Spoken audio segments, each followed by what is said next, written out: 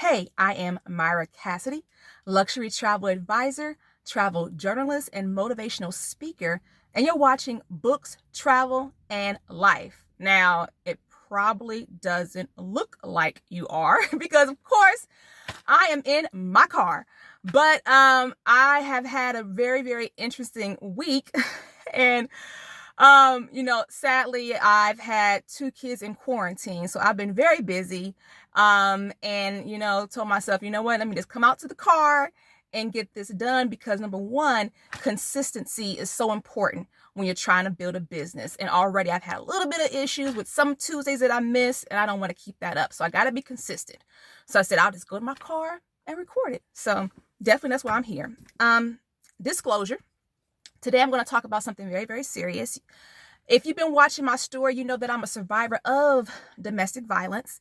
And I want to talk about what I'm trying to do for 2022 and share some very, very serious information with you about my journey.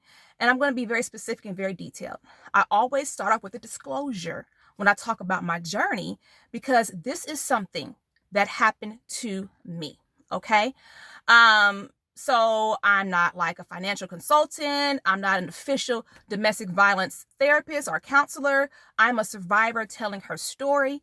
So be aware of that. And once again, I'm talking about what happened to me. Okay. Everyone's journey is different. And I want to make sure that I explain that. I'm going to tell you why that's so important that I tell you that up front. Number one, 2022, I'm ready. It's going to be an amazing year. And I want to book my first luxury women's empowerment retreat because that's what I do. I am a Caribbean specialist, so which means I book primarily vacations in the Caribbean, but also women's empowerment retreats, luxury women's empowerment retreats. That's what I do. But I'm going to book my very own. Now, you think you book luxury empowerment retreats and you have not booked your own? What are you talking about? I'm going to explain what I mean. It's different. Now, I can book any organization, speaker, any influencer. If you want me to book a group for you of X amount of rooms, 25 or more, let me know. Give me a call, 317-620-1592. However, with me booking my own, it's a different process. For example, when I book for someone else, even if it's an individual person or a group, right? Primarily, you get paid the commission, right? You get paid the commission. What I'm trying to do with my own luxury women's empowerment retreat is book an event. It's going to be a one-day event in a meeting space here in Indianapolis, Indiana. And this is going to be, like I said, my first annual one. The goal is to do these quarterly and give different options where women can meet up. But because of the pandemic and different things, I wanted to go ahead and jump it off in the Caribbean. This is something that's primarily going to deal with surviving domestic violence, because that is where I come from. That is my journey. Different individuals, different influencers are going to have different topics and things like that. Now, of course, as I continue to do these retreats, different things would be considered. But this first one solely, a lot of the speakers that I've already talked to and already have, that's going to be involved, it's all going to be more of from a domestic violence standpoint, different things like that. So that's kind of what that's really about. Definitely encouraging survivors who've been free for 1 year or more to come on out and support, or anyone. It's for anyone, because if you've never been in this situation, you really need to come and learn how to empathize and to be there for someone who is, or maybe you have a friend that was in it. So definitely it's for everyone, but of course, women, because when you have been abused, seeing men can also be triggering too. So it's going to be for women. So why am I talking about this? Well, in order for me to make this happen this year, and it's going to happen, I need capital. And I decided I'm going to do this and promote this and let it be known what I'm trying to do, hoping that anyone out there who has resources or knows someone can kind of help me out. It's hard applying for grants, and especially when you get the rejection letter, you're like, oh man. And that's kind of where I'm at, looking for capital, whether it's from grants, scholarships. I am a motivational speaker and I am available to speak because I need to raise some capital within the next couple of months by the end of March to make sure that I can get this going. Not only that, not only do I have to think about upfront costs, I also have to think about the marketing that's going to be involved and things of that nature. So I definitely need upfront money to do that. My books, which is actually my book of the week, Let Me Tell It, my own journey, based off my own journey. This talks about surviving domestic violence within a religious community, and that is my story and what I'm going to talk to you about today more in detail, because I want you to invite me to speak at your engagements, workshops. I'm available, and I want you to buy my book. If there's any organizations out there that want to buy my book, yes, please, but the paperback, because that's going to really help me get the funds that I need to get this off the ground and running. And then I'll be able to take those proceeds, giving a portion to the Jillian Center, and then also using this to be the will to keep going and going and going and going. So for me to book my own event that I'm working on, it's just not me booking rooms. And because of the pandemic, like I said here, instead of doing it in the Caribbean like I wanted, I said we're going to do it right here in Indianapolis, Indiana this fall. And I'm going to do a one-day event with an after party afterward. And I've already got speakers lined up. I know where the after party is going to be at, but I need the capital before I can get anything solidified. So I'm going to tell you more about me, about my goals, and explain what I'm trying to do. So definitely, if you are out there and you know of any scholarship opportunities, grant opportunities, public speaking engagements, and you want to book me, let me know. Let's work something out. Or if nothing else, buy my book. Buy my book. And then make sure to leave a review on Amazon, because that also helps with the, analytics to get it going as well. And, after so many, Amazon will start to promote your book for you. So definitely those things, please keep in mind. So earlier in January, I was talking to someone about my story, and she said to me, honey, now look, if you're going to tell your story, tell it, which is kind of funny because my book is called Let Me Tell It. So that was kind of funny, right? But I appreciate that information because I have been beating around the bush too much with this. I've been doing this since 2018. And I always say I come from a religious community, XYZ, XYZ. So let me just go ahead and address the elephant in the room. And it's very hard to address the elephant in the room sometimes because of, you just never know how people will react. Now, I was raised as one of Jehovah's Witnesses. I loved that faith. But sadly, I had to walk away from it because it was no longer safe for me. And I think when I say that other witnesses, it doesn't make sense to them. They can't comprehend it. What do you mean it's not a safe place? And that's exactly what I'm going to explain, why it was not a safe place for me. However, I'm not disfellowship. I am inactive, which means I no longer attend meetings. Now, I help my children and support them wholeheartedly. But because of what happened to me, it's not a safe place for me. And I'm going to tell you a little bit about my story and why. And I also have my notes here to make sure I stay on task with some things that I want to share and some different points. Because unlike when I'm doing a seminar or a workshop and I have my PowerPoints and this and that, this is kind of more laid back and a little bit free. And I wanted to make sure I use your time and my time wisely. So the thing about being one of Jehovah's Witnesses, what's interesting for me is that, Jehovah's Witnesses are known for, in the medical field, changing medicines because of their stance not to take blood transfusions. Made history there. Or even when it comes to the flag salute, Jehovah's Witnesses made history by not saluting the flag and going to court to fight for that right. So what has really hurt me is that when it comes to domestic violence, there has not been a very good way of handling it.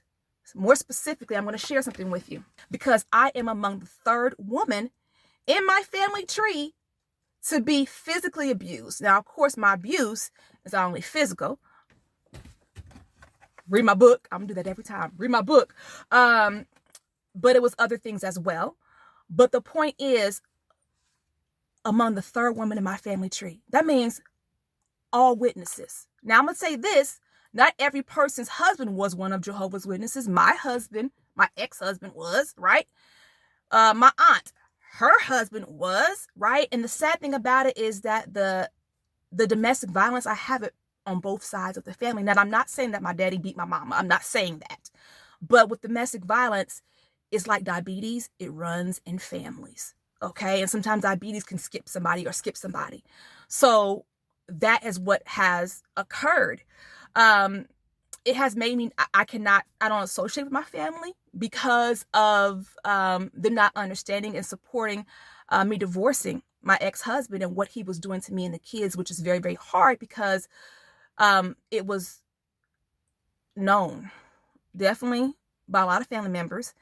And the fact that I was basically, ostracized and, basically hurt by my family that are Jehovah's Witnesses through this process instead of being supported through it. So I'm going to say that to get going here. Let me read to you. This is from the God's Love book. Don't worry, this is not Bible study time. Okay. Though I will say that the ministry was something that I loved, right? But, hey, I don't do it anymore because I'm inactive. I don't do it anymore. It wasn't safe for me. So it's just unfortunate. That's my life. But this is from the God's Love book, right? This is the second book that you are required to study before you can be baptized officially as one of Jehovah's Witnesses. And it's called Keep Yourself in God's Love. Now, this may have been updated, not the part that I'm going to read because I've checked, but sometimes they do updates digitally. And this is in the back of the book. It's an appendix, and it talks about reasons for divorce, okay? There's a little part in here that says extreme physical abuse. And this is the problem that I have. Extreme physical abuse.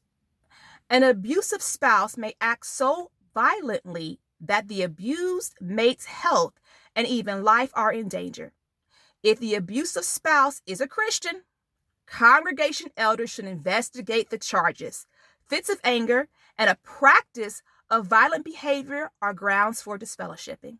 So I'm going to tell you very specifically what I've been through because I've said it before. Other times that I've spoken, that through my journey, I've spoken to over a dozen elders about the physical abuse that my Christian husband, which is my ex-husband now, at the time was doing to me, including being pregnant, including when I was pregnant. And I'm going to share those with you today. So, extreme physical abuse. First of all, I have an issue that we're even calling it extreme physical abuse.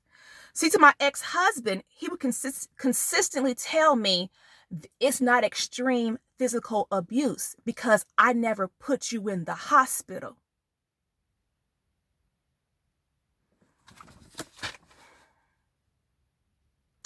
I almost lost my life in that marriage. It's not a joke. It's not a fabrication. I literally almost lost my life in that marriage. And I'm going to tell you something else that's a problem is when you're one of Jehovah's Witnesses and you're talking to an elder, these group of elders don't go back and tell the rest of the elder body what's going on because of confidentiality. And also before they would even talk to you, it's all depending on if your husband will allow it. Now, I'll give my ex props. For the most part, he would allow it. But there's also a lot of conversations that they had without me that I'm not aware of. Okay, so I'm going to put that out there. But the ones that were had when I was present, no. Things did not get handled correctly. And let me tell you something. No elder ever investigated the charges. As a matter of fact, because my father is my father and is an elder, and one time I even asked him, Dad, what does it mean, investigate the charges? He told me, you just ask him. So basically, if all you have to do is just ask my ex if he did it, and he says no, end of story. Are you serious? Let me tell you something. Domestic violence affects people of all religions. All religions. It's just all religions. And it's not even a spiritual problem. A very spiritual husband who's one of Jehovah's Witnesses may have a psychological problem, because that's exactly what it is. You have a deep-rooted psychological problem and you need help. It don't matter how many scriptures you know, okay? And we're talking about Jehovah's Witnesses. That's what's so frustrating. When I was little, growing up, and that's another thing, people call me an apostate. That's very offensive to me. I'm not an apostate, but if you think that, whatever. So when I was little, we had a book called the Revelation book. It covered Revelation 1:1 all the way up to Revelations 22:21. I think that's the last Revelation, right? 22:21. Every verse was covered in the Revelation book. Okay? So when it comes to domestic violence, the fact that that same attention isn't given is very, very hurtful, for me. Very, very hurtful for me. So I wanted to touch on that. Okay, let me check those off. I talked about those things. So like I said before, I'm not talking bad about the organization. I'm talking about what happened to me. That is my story. Being a motivational speaker is something that also helps me to heal. And you'd be amazed how many other people I've met on my journey since 2018 who were women who were once Jehovah's Witnesses too. As a matter of fact, one individual who was a director of a shelter told me after I spoke, when I was growing up, my mom and I were in the shelter. We were Jehovah's Witnesses. And that is why I am not one today. It's a problem. Now, one thing I will say is that, back in the day, there weren't resources for women like there is today. The Indiana Coalition Against Domestic Violence was built like in 1980. So what would my grandmother have done, right? On my mom's side. And this is my grandmother, who was one of Jehovah's Witnesses, who died as a victim of domestic violence. So it's a cautionary tale. And that's what hurts for me, is growing up, not being able to put the pieces of the puzzle together until I was grown, because it was something we didn't talk about. So I wasn't made aware. And my mission is to make sure that my children and everybody else coming after me, if I don't do nothing else, at least make sure they're aware. Because when you're aware, you can make a decision. And of course, help as many other people as I can along the way as well. So let me put my information out there, 317-620-1592. And also, if you want to email me, miracassidy@gmail.com with any questions, and so forth. If you're interested in definitely being an attendee in the retreat, email me, okay? Because I would love to get you on the list, and I want to start doing a newsletter here as well about the event. Positive. I gotta talk about the positive about being a witness. Like I said, I love the ministry. I loved knocking on doors. One thing I would say that when I was married that I tried to do was to pioneer, okay? So Jehovah's Witnesses it's called being a pioneer. That means that you spend 50 hours or 70 hours a month knocking on people's doors, telling them about the good news of the kingdom. I loved it.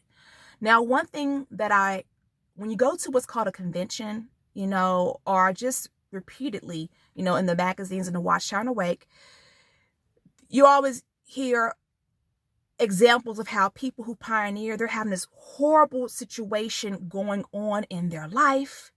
They pioneered, things got better. So going through what I had been through, and then remember, read my book. I was in over 18 years of domestic violence, okay? For me, I tried that. I knew that my ex and I had got off on the wrong foot because of things that we did when we were younger, which is why it was so hard for me. And I didn't say anything at first when we first got married, because I thought that I was paying for my sins. I'm paying for my sins. And I'm telling you, the first 2 years of our marriage was absolutely the most horrible, from getting pushed so hard into a wall that there's a hole, from getting bit, from getting picked up and thrown, choke. He's a choker. And that's one thing about him. He thinks, I never hit you, you're not black and blue. Choking. It was just the the worst. And I didn't say anything because I felt like I deserved it. Wrong. I did not deserve that. Wrong. But the positive thing I would say about it is I love the ministry. And I tried to pioneer 3 times within that marriage to see if things would get better. The first time, it was either the first or second time, I remember coming home after pioneering 6 hours out in service, and my ex came in, who was then my husband, upset that the house was so messy. He threw a fit. It was so bad that I quit. I was like, I'm not going to do this because, I was trying to explain to him, I'm tired. I'm not used to this. I'm trying. I quit. The very last time when I filed for divorce in 2016. So around that time, earlier that year, I believe it was early that year, I said, okay, let me give this another shot. Let me just pioneer. Turned in my slip, because you have to fill out a little slip that you want to pioneer. Don't you know, like within a week, my license was suspended? I was like, oh my God. And at that point, I knew that I was like, I cannot be in this marriage. I cannot take it. I don't know what I'm going to do. I got to go. I don't know what I'm going to do. But let me try to pioneer. My license got suspended. Let me tell you what happened. I was backing up my car and hit someone else's bumper and made a little bitty dent. It was like about this big. But my ex didn't tell me we didn't have insurance. So my license got suspended. And I got discouraged and quit. But I will say that's one thing I did love about, when I was an active witness, was definitely the ministry. Also, I feel like because my ex, when we went to the first congregation we were in when we were married, Arlington Heights, I feel like that was a problem, was the fact that he was the son of a pioneer. So I felt like that's another reason why I was not being believed, because she's been a pioneer for years. And this is not to beat her up, but also I felt like that was another reason why I was not being listened to. And especially when I was pregnant and saying what I had gone through, because at that time, unfortunately, she had just got over breast cancer. So I also felt like I wasn't being taken seriously for that reason, or being believed. One thing I want to share is what it was like being in the Jillian Center, because unfortunately I did spend time in the shelter when I was pregnant. Sister, Jehovah's Witness sister, in a shelter, pregnant, with her 2 kids. So the Jillian Center, one thing about the event that I'm trying to book, that's another problem when it comes to funding. I'm not non-for-profit. So that's another hurdle. It's harder to find people who want to, support when it's not a non-for-profit. It's not a non-for-profit. But I do want to give a certain percentage of the proceeds to the Jillian Center, because I feel like I owe them. Oh my God, I owe them so much. When we were in the Jillian Center, I was pregnant. And when I say I'm pregnant, I wasn't like 1 or 2 months. It's never excuse anyway. I was like 6, 7 months pregnant. And this man is jumping on top of me. Okay, so I was in the Jillian Center, and I did not have, sheltered life was not cut out for me. And people go, but all your family are Jehovah's Witnesses. I'm the only girl in my family. Your brothers, why don't they do something? Why, one brother, I'm not sure why. I don't know. I don't know why. I don't know why. We were not actually as close as people think. So my oldest brother, ironically, that's a whole nother journey in itself, because he actually was a victim of domestic violence himself. But long story short, we all kind of lived our own lives, but my parents always knew, and there was times when I would take the kids over there early in the morning, 2:00 in the morning, trying to get away, and was encouraged to go back. So I went to the Jillian Center because I felt like I didn't have anyone else to help me, so I went to the Jillian Center. And like I said, shelter life was not cut out for me. That's what I'm saying. It's hard if you are a woman who makes 6 figures, or just if you're just any kind of money and you're not used to that lifestyle. It is hard. So it's not just 6 figures. It's just a hard lifestyle to live. Okay. Because you're going down. It's just hard. When I was at the Jillian Center, oh my God, I was crying my eyes out to the intake counselor, telling her my story, telling her my journey. I'm one of Jehovah's Witnesses and I don't feel like nobody's helping me. And I'm crying my eyes out. At that time, I was homeschooling my kids. It was just a hot mess. I mean, I was ugly crying. And I was embarrassed. And it was hard because, at the Jillian Center, one thing too that was hard was the fact that I had an issue with the cafeteria, right? You eat right off the tray. They don't give you plates. So you get your tray and they put the eggs right on that. And that was just difficult for me. Like, I'm like, you don't have any plates? They were like, no. You know what I mean? Like, bougie thing? No, it wasn't like that. But I probably came off like that because I'm like, I'm eating right off the tray. So that was different for me. Also, being in a shelter, one thing that's so sad about being in a shelter is how all of you women are in there for the same reason. And some women still can't get along. You know what I mean? There was an issue that happened, and I was just like, are you kidding me? Are you really kidding me right now? We all here for the same reason, and we petty? What?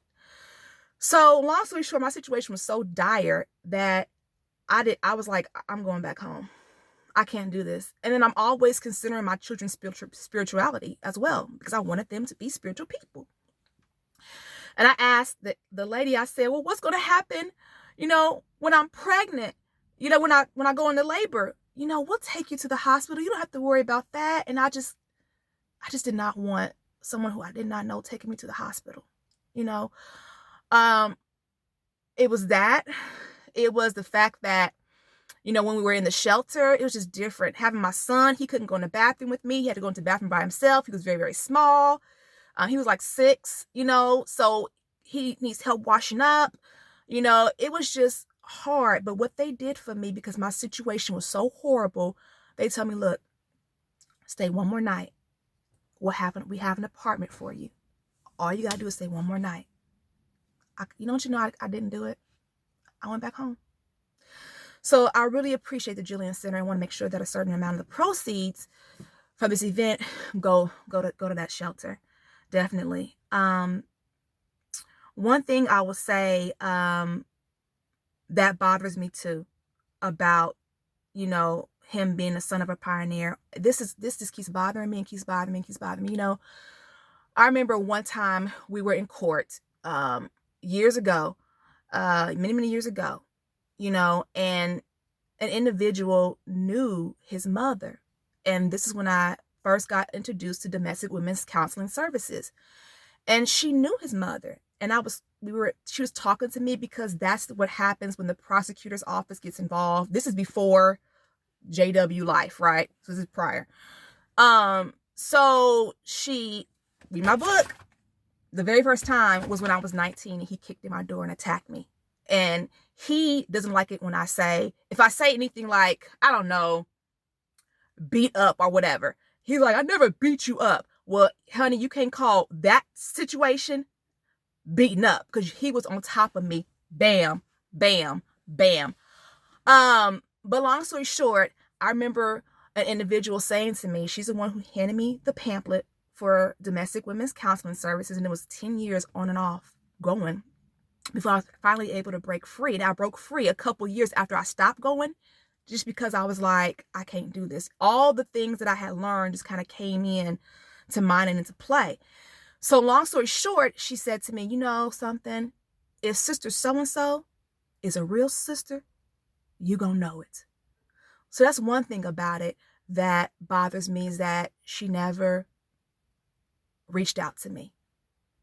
And those are her grandkids, So I'm also going to talk to you about just the way it went with the elders there, but I want to get those things off this. Okay. Let me talk to you about a couple situations, because it's going a little long. When I was dragged down the steps and I was pregnant. In my book. Let Me Tell It, available on Amazon. It's interesting because my ex will say, I didn't drag you down the steps. You're lying. Because we have 9 stairs, or he doesn't divorce. Anyway, I have 9 stairs in my house. In his mind, drag down the steps means from the top to the bottom. I was in the middle. Let me tell you what happened that day.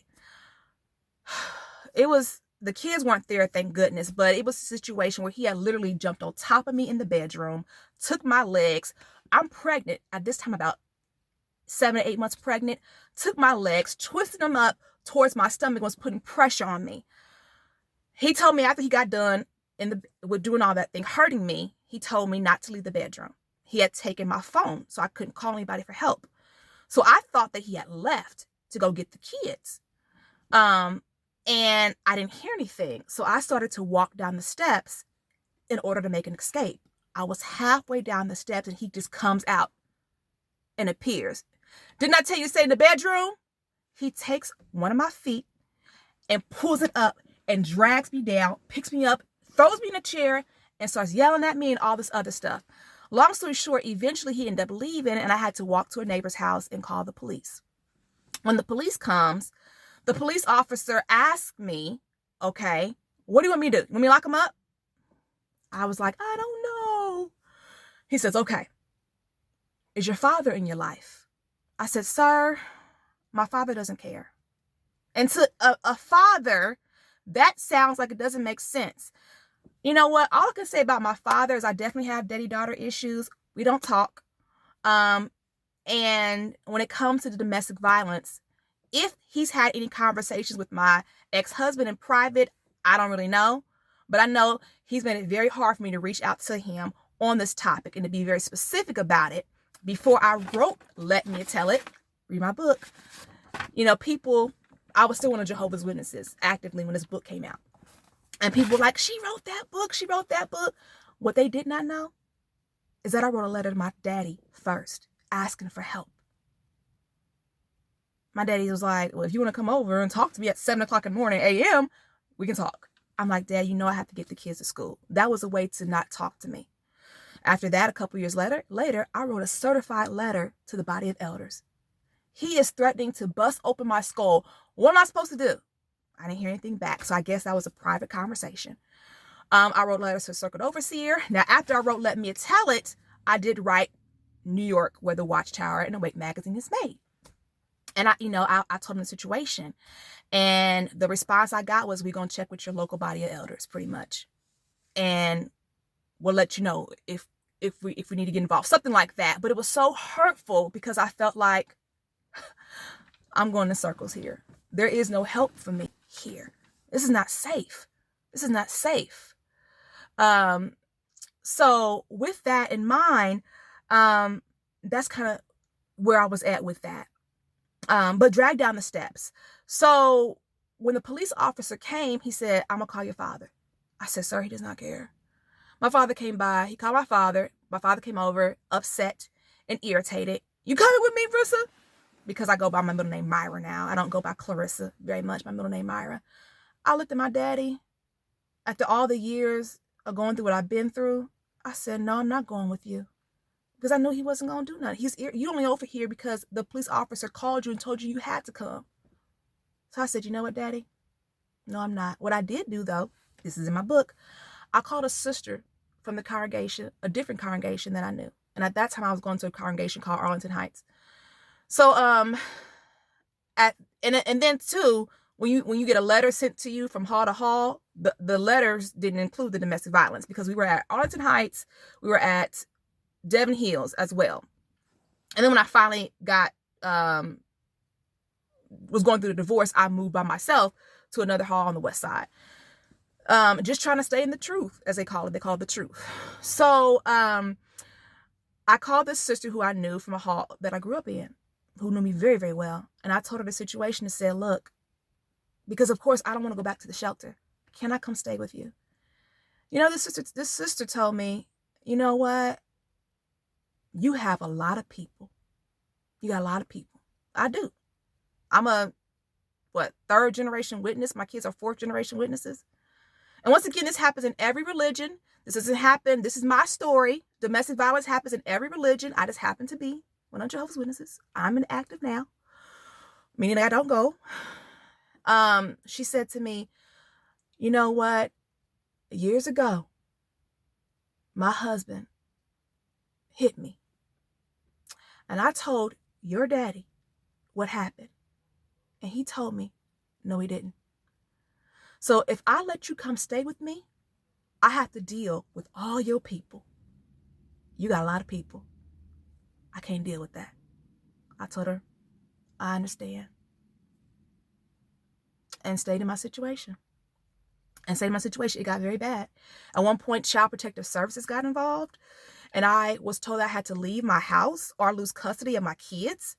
And the thing about Child Protective Services that was so scary is the fact that they had went to my kids' school without my knowledge. I didn't even know you could even do that. They went to my children's school and took their statements, and it was documented. By the time they got to me, the caseworker had already had my children's voices recorded. That means he pulled them. And the embarrassing part about it was the school that they went to, they always meet in the front office, and the front office is glass. So that meant all the teachers and the staff knew that that was like the hot gossip. And you could tell when you walk into a situation that they know. My children were pulled in that big old room that's glass, it's see-through, even though you can't hear, and was questioned. I even asked my kids, where did they question you? Did they take you in the back, or were you in the front in that big old room, the clear one? We were in the front. So this caseworker recorded my children's statements. So when he had already came to me, he already had what happened. So this got and that's when we were at Devon Hills.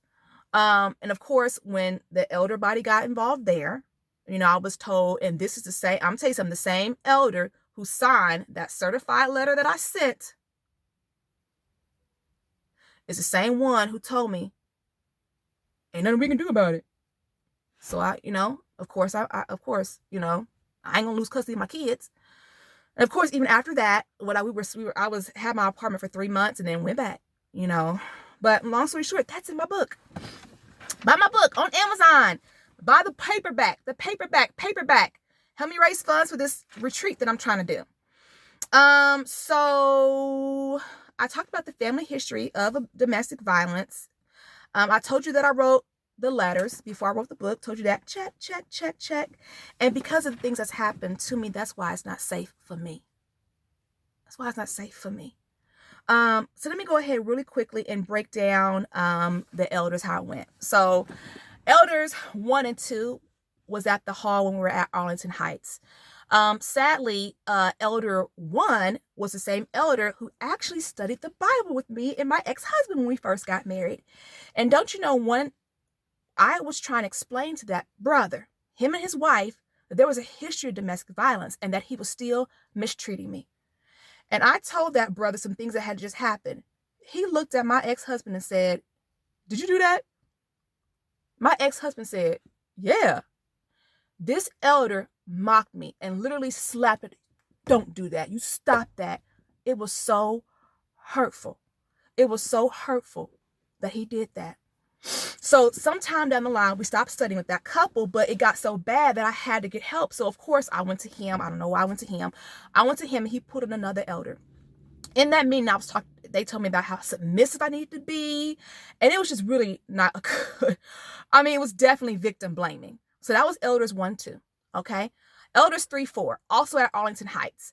Elders 3, 4, I asked elder 3, "Can you explain to me why you don't even know that this has been happening all these years?" It's because of the confidentiality rule. So I felt like I'm starting all over again. Well, for elders 3, 4, I had also told them I was pregnant at the time, telling them what happened, that my husband dragged me down the steps, and they did not even really acknowledge it. It was very general and nothing else was done. No follow-up. It was just that. We moved halls after my youngest child was born. And that's 1, 2, 3, 4, 5, 6 is who we talked to when the Child Protective Services situation happened. Now, other elders that I talked to in the meantime were other people. So 7 was another elder I went to one-on-one in private, just trying to ask for help. 8, that's my daddy. 9, that's another relative who's an elder. 10, I asked an elder to be a mediator between me and my dad. And before I even went into what happened, I said, "I need to know if you've ever hit your wife." He told me no. And then sadly, I can't say officially, I found out that he didn't physically abuse her, but he was doing other things to her, like not buying her medicine. So that was very, very disturbing for me anyway. But that elder, the whole point is I asked him if he would be a mediator between me and my father. And however, whatever conversation he and my father had, there was no getting back to it to me. Okay, I'm up to 10, right? I moved congregations, and 10, 11, 12. So that's when I moved congregations and was at another congregation. And one thing I will say is when I moved to the last congregation on the west side, there was one elder there who I felt like was going above and beyond to try to help, but he just didn't understand. And the sad part about it is he didn't understand, I feel, because he had other family members in his own family who were Jehovah's Witnesses who were victims of violence. The women, okay? One being his mother-in-law and one being, I guess it was like his wife's cousin. So I felt like to a certain extent, even though he tried so much, and I appreciate that because I didn't always get that, it was difficult. That was, where am I at? 12, I'm kind of tired. It's been a long week. So 13 was another elder that I talked to individually at the hall on the west side. This elder had to come back and apologize to me, and I will always appreciate that. I will always appreciate that because I was very, it was different for me, okay? He had to apologize to me because he said he went to my dad and asked him about it, and my dad just walked away. And the whole reason why he had to apologize was because he had no business to go talk to my father in the first place. That's another issue. Elders 1, 2, 3, 4, they think you're the only girl in your family. Your daddy's an elder. If you're really being abused, they would help you. Or I always got, well, if you're really being abused, your father would do something. He's an elder. Wait a minute. Your dad's an elder. What does that have to do with me talking to you right now? You right now. You know, and this is not to berate my daddy. I'm just telling you what happened. Like I said, I had to cut off my family because of even my family members, the women in my family, victims of violence themselves, have said some of the most ugliest things to me. We can't wait till he get a new wife. What? So I said, you know what? This is toxic. I'm not going to do this. I'm not going to do this. And that's what happens with victims of violence. You have to cut off people to survive. And some people, it's very hard to do. And some people don't have the strength. But you see, when I was younger, it was harder. All right. When I got older and got tired of it and said, I'm done, especially when we were going through the divorce and everything, I said, you know what? I don't have to take this. Especially because, like I said, my grandmother, okay, I'll just put it out there. My grandmother, you know how many times growing up I heard her talk about my aunt's ex-husband. So I don't care what nobody say about him. He would always do things for me. Always do things for me. And he was abusive. He was an abusive witness. You know how many times I heard that over and over again? And sometimes I feel like my mother is doing the same thing with my ex. It's like a whole psychological thing, and I can't understand it because I thought the Bible was supposed to uproot strongly entrenched thinking. So it just blows my mind that this has happened to my family and that what has happened to me has happened to me. But it is what it is. You know, it is what it is. My story is a very, very powerful one. Read my book. I lost count of the elders. Shoot. I forgot what number I was on. But anyway, the whole point is I spoke to over a dozen of them. And even in between talking to different individual elders about the situation. Whole point. That's the point I'm trying to make. The fact that I went through so much to try to stay in my faith only to find out that this is toxic for me. Can't do it anymore. I gotta go. And that's what it's like for some women. And, you know, and what do I do now? I think people think you out there sleeping with men and doing da-da-da-da. No. Because I know the law. And I'm not knocking anybody who may not be of faith or anything like that. But for me, I know law. So when you know law, you live like you know law. And I'll leave that at that. One thing I do because of what I've been through, when people don't believe you, it's like they're calling you a liar. So I feel like the brothers who have taken the lead, what you're basically doing is just calling me a liar. And of course, my ex, I'm sure says I'm crazy and all of the stuff, right? Other violence. But when you're one of Jehovah's Witnesses, emotional violence, psychological violence, sexual violence don't count. Only extreme physical abuse. Okay. And then what is that? Because what I felt like is extreme physical abuse was clearly different than what the elders thought and what was clearly different than what my ex thought. So when people call me crazy, you know what I did? Oh, another thing about investigating the charges. I thought, especially at the point when I had filed for divorce, because, those are the other two I forgot to mention, before I moved to the hall on the west side. There was two more that we talked to, different at Devon Hills. So there was 4 at Arlington Heights, 4 at Devon Hills, the ones in between. I moved to the west side, 3. Okay. So the elders that I talked to after I had filed for divorce, of course, they want to talk to you. I thought, okay, God, they're really going to investigate it this time. I went and had my medical records for them. It's the backside. You can't see the front. Because I said, I want to be believed. I went and got my medical records of every time I went to the counseling services to show them that since I've been married, this is how many times I've been going here. And this is what I've been telling her. You think I'm making this up? I went and got the record of all the times the police have been called to our house. And I was told by the elder, we don't do that. So I was like, investigate the charges. No one has ever investigated it. And to see that I got punished for divorcing my ex was very, very hurtful. And to see how much he got praised and supported was very, very hurtful. Now, like I said, I didn't hear every conversation that was had behind the scenes with him and elders, but I know how I felt. Okay? And I'll also say that he never got put on any reproof or anything like that for it. So what I do when I feel low, and that's one reason why I'm working so hard, also is because I just feel like my story definitely gives a different perspective of everyone's story is different.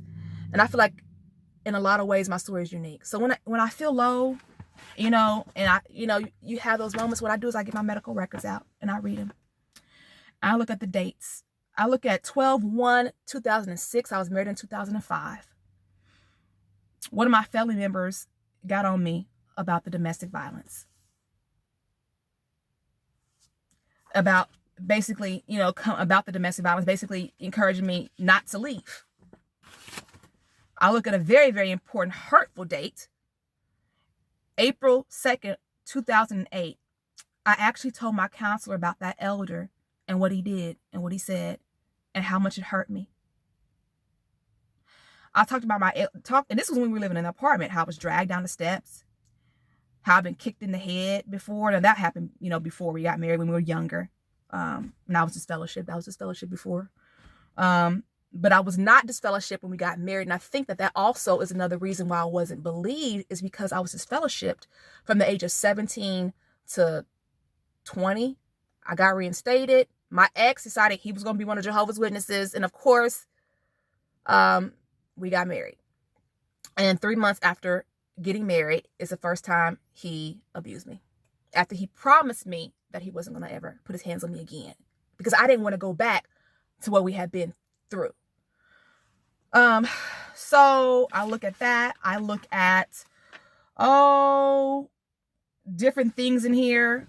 Just, because people make you feel bad about, this is something that I do for myself, not to hold it against him, but to always remember how much I try to fight. Even this one, look at this one. 12/1/2006. Back then I was just telling her how much I just wanted to be a good wife. I just wanted to get it together. I just wanted to stop. Just sad stuff. Some of this stuff is really, really hard to read. But because I've been through so much and it's so traumatic for me, reviewing this from time to time helps me remember that I did the right thing. I got my kids and me safe. And that was the right thing to do. And I'm alive. Because my grandmother, my mother's mother, is not. And died when she was 17 years old as a victim of violence. And she was one of Jehovah's Witnesses. Okay? November 25th, 2009, called me a B. And then he berated me for 3.5 hours. It says here, she put still struggling with church, parents, and leaving. Well, eventually I left. April 2009, choked her. So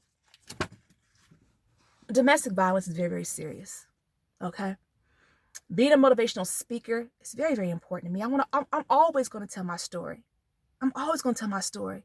And even that's what I tell my children. I'm very, very open with them about it because I never want them to be victims. never want them to be victims. So I want to help as many people as I can. And also my children. I don't want them to be victims of violence. So it's a hard road to go through. But like I said, I do public speaking. Please, please, please give me a call, 317-620-1592. You can email me at miracassidy@gmail.com. I got to raise capital within the next 2 months for this event. I'm still working on getting grants, but it's hard. Rejection's kind of hard. So it's like, I want to get the grant. So definitely public speaking. Buy my book. There's an organization that wants to buy 100 books. Let's do it. The paperback. That's going to help me boost my revenue. And use it for the event. So definitely public speaking. If you want to buy my book, hey, if you want to just sponsor the event, that would be great. That'd be great. I already have the structure of what it looks like in place, but I can't make a move. I cannot make another move without the money. So I'm hoping that I can get it taken care of, but I'm going to keep working at it. And I'm going to ask you guys just to, hey, pray for me and my children, because it's been a very difficult road. But you know what? That's the journey. That's the journey. And I know that I've helped a lot of people since I started public speaking in 2018. Of course, I am a luxury travel advisor, and I do book vacation packages and things of that nature. I'm a Caribbean specialist, but specifically also another part of my business is really getting my own luxury women's empowerment retreats off the ground. But I do book groups for other people, any organization, influencer, business, corporate business, private, whatever. I could definitely book those groups for you. But anyway, I'm out. That is my books and travel for this week. It's a little bit long. I appreciate you guys hanging in there with me. Definitely get my book. Put the review in there. Let me tell it. All right. See you next week. Have an awesome, awesome week. Thank you so much for listening. And I appreciate everyone who has been a support for my children and myself. Have a good one.